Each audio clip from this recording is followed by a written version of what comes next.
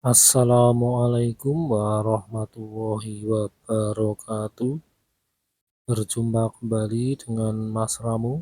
Kali ini Mas Ramu akan bercerita tentang pendakian Gunung Lawu via Morokadang. Kurang lebih seperti ini penampakan peta tiga dimensinya, animasi tiga dimensinya. Ini Gunung Lawu seperti ini. Yang biru itu jalur dari base camp ke pos 2, yang hijau dari pos 2 ke Kawah Lawu. Untuk animasi tiga dimensinya kurang lebih seperti ini. Kita berjalan dari base camp terus naik masuk ke dalam hutan ini. Jadi di sebelah kanan itu ada kayak ceruan atau apa, lembah ya. Lembah ya, itu aliran sungai yang bermuara ke Kawah Lawu.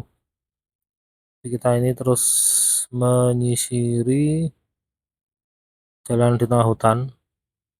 Jalannya dibuat agak zigzag ini. Jadi nggak terlalu kerasa naiknya sebenarnya. Tapi selain jalan zigzag juga ada jalan pintas, jalan lurus sih, walaupun beberapa titik sudah ditutup. Dan ini penampilan peta tiga dimensinya.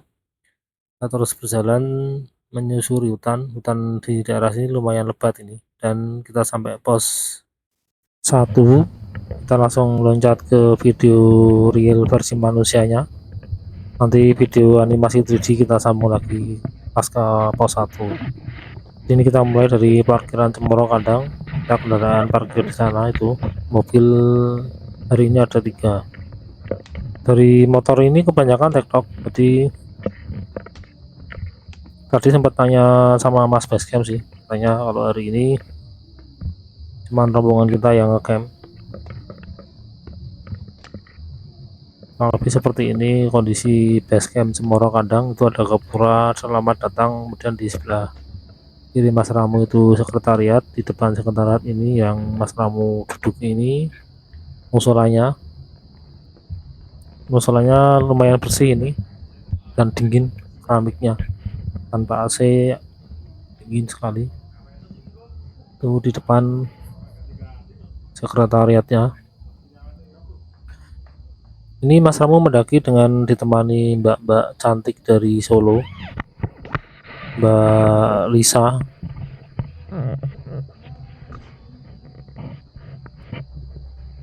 Beliau lagi di base camp atau tempat peristirahatan base camp.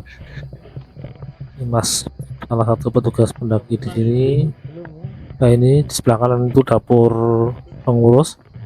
Di depan ini dapur umum buat pendaki, dan ini tempat istirahat pendaki. Ini mbaknya lagi packing ulang. Aman. Ayo.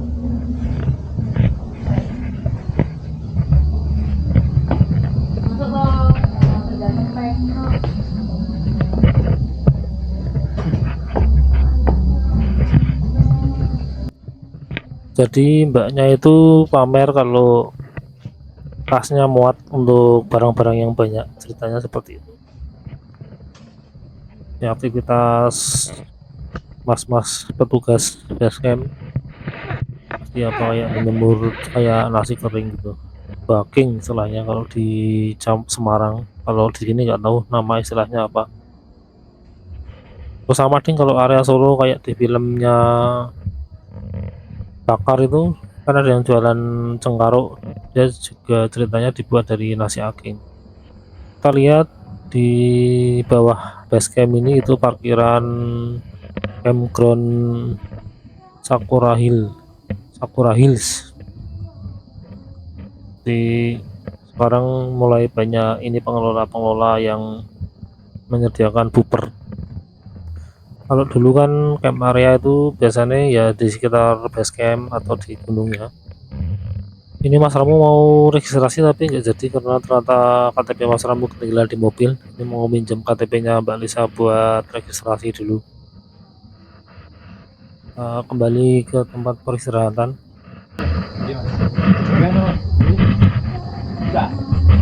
Kami rame terus nih lah, ini ya. Kawah mas. Kawah.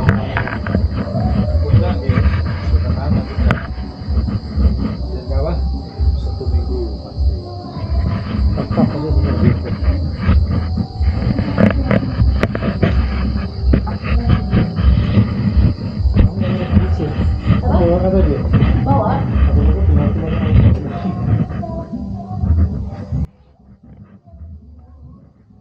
Ini kita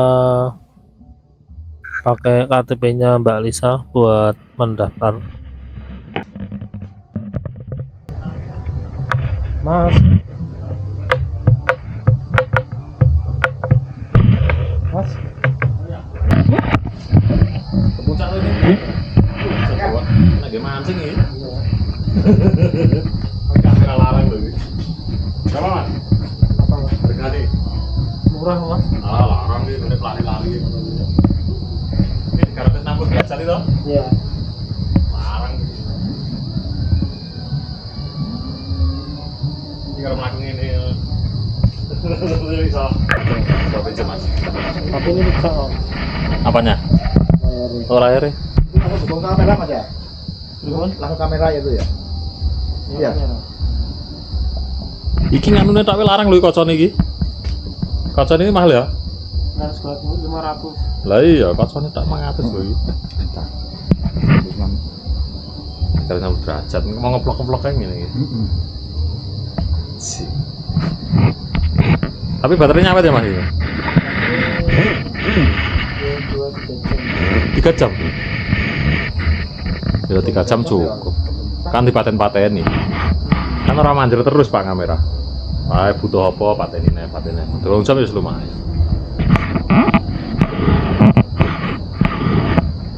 Kok bisa ya? Nanti toh kalau ngecamp misalnya posisi gajah kamu posisi gajah buka dari Kita skip langsung jalan ini. Kita start pendakian. Tadi intinya salah satu petugas itu apa? Menyarankan untuk ngecamp di pos 3. Dan karena sepi pendaki, kebanyakan kan sampai pos 2 terus turun ke kawah, nggak ada yang naik ke puncak, maka malah disarankan untuk ngecamp aja di dalam shelter. Nggak apa-apa mendirikan tenda di dalam shelter karena sepi pendaki kondisinya. Selain itu di pos 3 itu kan dekat dengan mata air, walaupun mata airnya agak naik dikit dari pos 3, tapi kelihatannya memang pos 3 itu tempat yang disarankan untuk dijadikan camp untuk jalur Cemoro Kandang ini.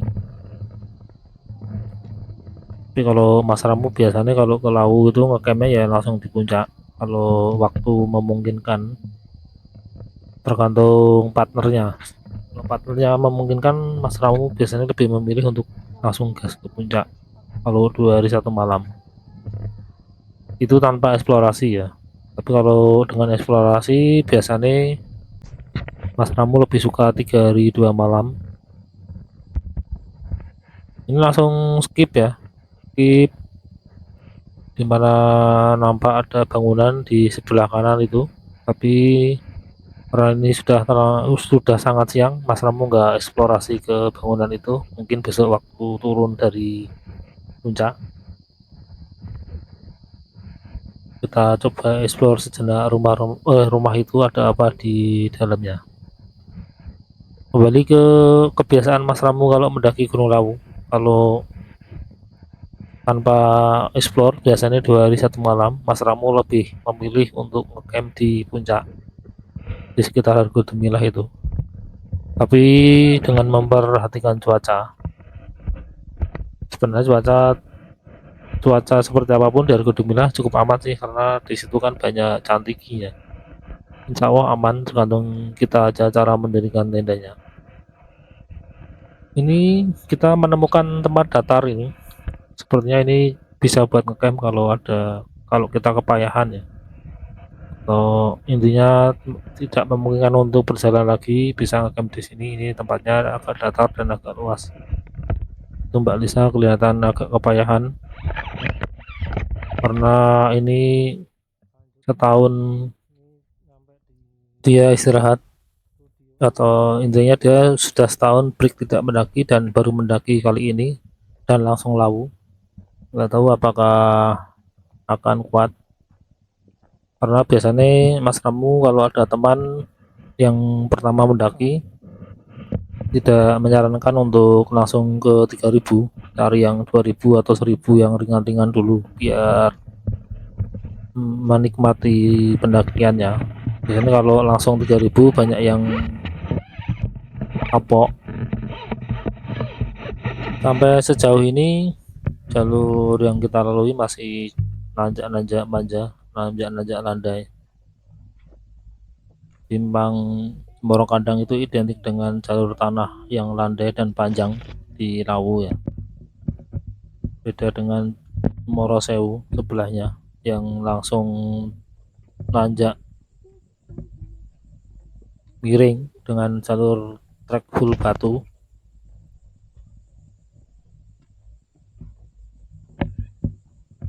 Nggak bisa pakai warna biru apa ini, biru-biru kayak headset apa itu, nggak tahu.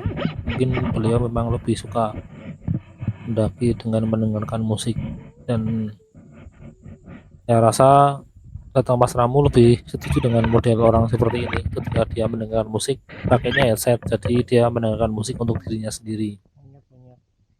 Kita langsung skip, kita ketemu pertigaan. Kalau lurus itu studio alam atau air terjun, kita ke kiri ke arah puncak. Jadi kembali ke musik. Kalau beberapa pendaki suka berjalan sambil mendengarkan musik atau di camp area dia mendengarkan musik, ya menurut Mas Ramo agak aneh aja. Wong dia di alam kan harusnya menikmati suasana alam, suara alam. Kalau pengen mendengarkan musik ya di rumah aja. Istilahnya kan nggak semua pendaki itu suka dengan musik ketika di alam gitu. Harusnya ya sadar diri lah. Apalagi yang sampai menyetel musiknya keras-keras gitu. Sampai sejauh ini treknya masih tanah seperti ini, enak, nanjak-nanjak manja dengan suhu udara yang adem. Ini matahari nggak bersinar atau ketutup kabut, nggak tahu sih. Wah, ada ini matahari. Jadi ini mataharinya bersinar tapi nggak panas. Ya karena ini kita berada di ketinggian plus kita di tengah hutan, jadi suhu udaranya sangat ramah untuk kita nikmati, sejuk. Semoga tidak hujan, ini karena Mas Ramu mendaki di musim hujan. Di Alhamdulillah sampai sejauh ini meski mendaki di musim hujan, Mas Ramu belum ketemu hujan. Dan semoga aja tidak ketemu hujan, karena setelah ini masih ada rencana mendaki ke gunung area yang lain, kemungkinan gunung area Wonosobo, karena searah dengan pengiriman yang ke Wonosobo. Kembali ke Lawunya, jadi ini kita naik dari Cemoro Kandang.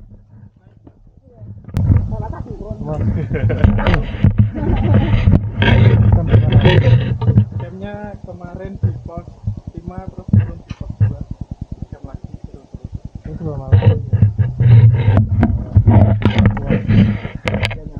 Cuaca gimana Mas sekarang hari? Kalau yang kemarin cerah, kalau yang kemarinnya lagi hujan. Oh, jadi turun. Jadi turun. Duluan aja dulu. Naik dulu. Jalan itu. Ntar dulu. Jadi secara administratif Basecamp Cemoro Kandang ini berada di wilayah Kabupaten Karanganyar, Jawa Tengah, tepatnya di Dusun Gondosuli Kidul, Desa Gondosuli, Kecamatan Tawangmangu. Posisinya sangat strategis karena berada di pinggir jalan raya penghubung antara Tawangmangu Magetan. Ternyata ini kita sudah sampai pos 1, kita istirahat sejenak.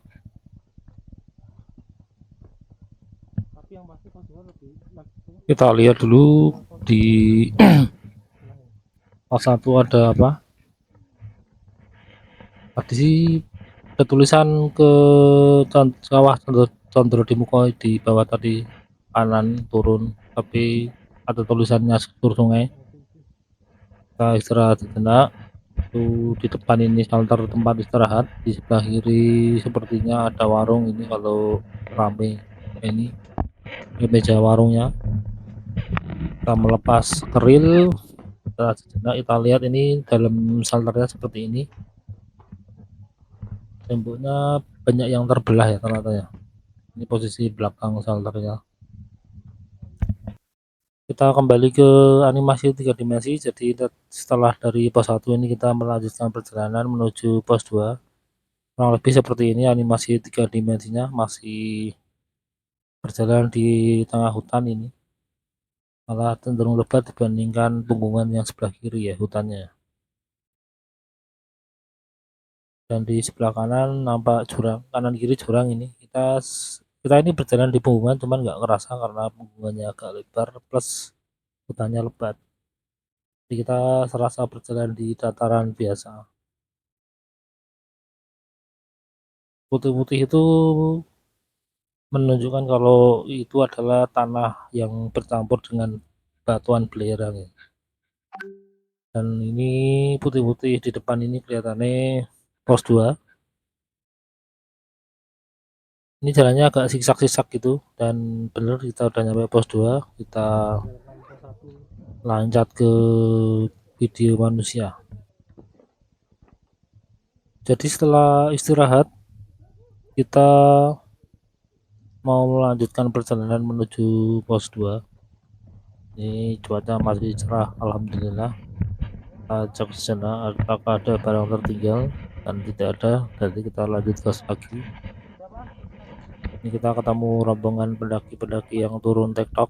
Masih nunggu temen nak.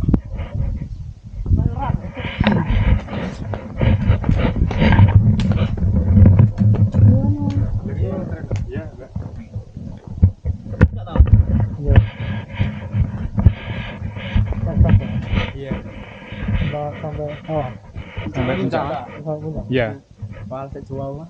berangkat jam berapa Jam setengah 6. sampai puncak Jam berapa? Jam 12 kurangan lah. 6 jam iya Ngoyo Mas Budi.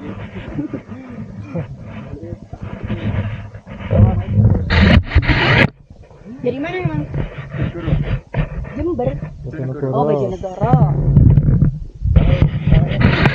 Solo. Tapi aku sering komen ke Bojonegoro.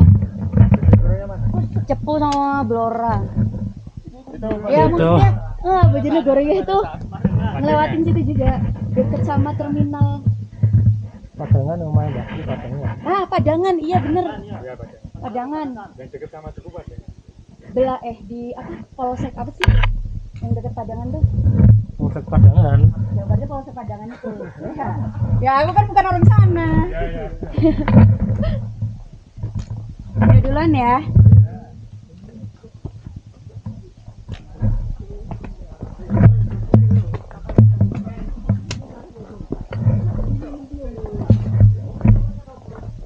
ini weekday tapi ramai ya Apa? weekday loh padahal Iya kan cuma tadi itu. Ini pada apa namanya liburnya?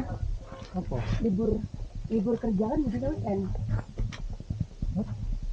Yang pada kerja nggak bisa libur weekend. oh iya Kan iya oh betul cuma sekali.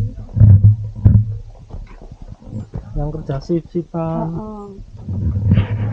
ini aku temanku sebenarnya Senin Selasa kemarin mendaki ke Papua aja Kita skip untuk video jalan ini nanti sampai ketemu POV yang baru. Nanti akan Mas Ramu shoot atau Mas Ramu sampaikan deskripsinya. Ini kita loncat dan kita ketemu ada rombongan yang cedera, mbaknya ini kram katanya, jadi minta salon pas yes. Terus kita kasih tisu magic. Jadi tisu magic itu bisa digunakan untuk penanganan sesaat cedera kram, bukan cedera sih tapi kram. Jadi dia bukan mengobati kramnya tapi mematikan rasa supaya kaki itu bisa bergerak sampai bawah. Beda dengan salonpas atau balsam, kalau dia kan memang fungsinya untuk obati, cuman agak lama. Jadi tisu magic ini selain memberi rasa kebas, dia juga punya tinggang masa. Dia kan sifatnya bius lokal. Jalan-jalan nanti hilang lagi itu. Pas ya. Kebasnya itu ada waktunya kebasnya itu. Duluan ya Kak, makasih ya Mas. Jalan ya.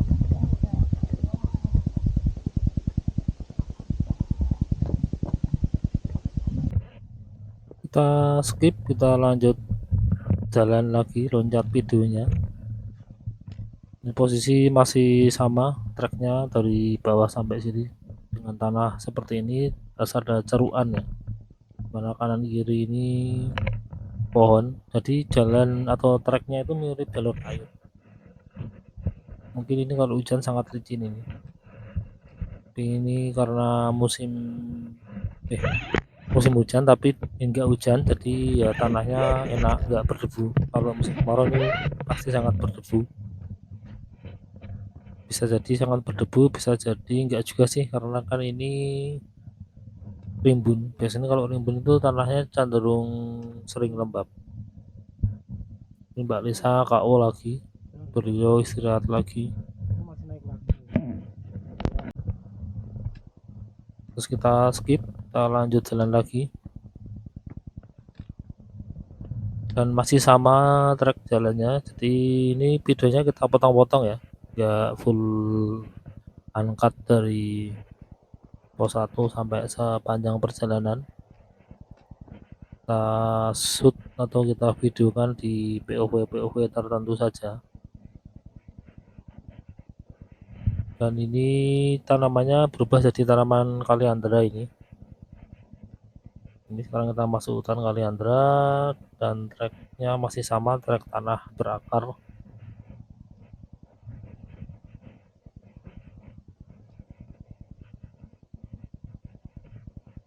Dan di sana tadi Mbak Lisa sempat tidur tadi di tempat peristirahatan yang terakhir tadi, di tikungan terakhir, padahal di depan sudah sampai pos 2. Nggak tahu ini apakah Mbak Lisa masih sanggup jalan lagi atau tidak. Ini kelihatan sudah KO, dan ini waktu sudah menunjukkan waktu surup atau sekitar jam 5-an.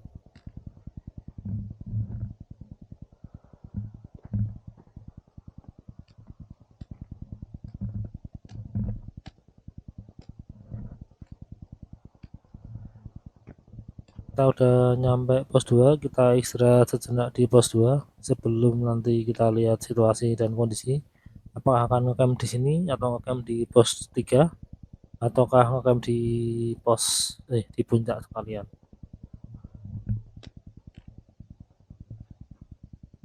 Ini kalau ke kawah itu ke kanan itu ada tandanya tadi, kita sudah masuk kawasan pos 2. Di sebelah kanan ada shelter dari Galvanum, di sebelah kiri ada warung ini. Warungnya tutup, dan kita istirahat sejenak dulu di sini.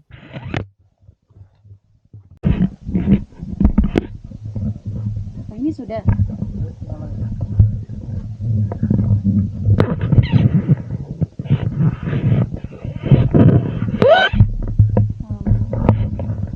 Ini bisa diginikan enggak? Bisa diginikan ya? Tadi gitu kan dia 360. Ini kita biarkan Mbak Lisa istirahat sambil bermain-main sesuai keinginan dia, sambil menunggu mood dan tenaganya kembali pulih. Dan ternyata setelah ditunggu-tunggu tidak ada perubahan, dan karena waktu sudah surup, akhirnya Mas Ram memutuskan untuk ngecamp aja di pos 2 ini. Kita mendirikan tenda atau shelter di dalam warung karena warungnya tutup dan sepi pendaki, jadi kemungkinan tidak akan ada pendaki yang transit di sini.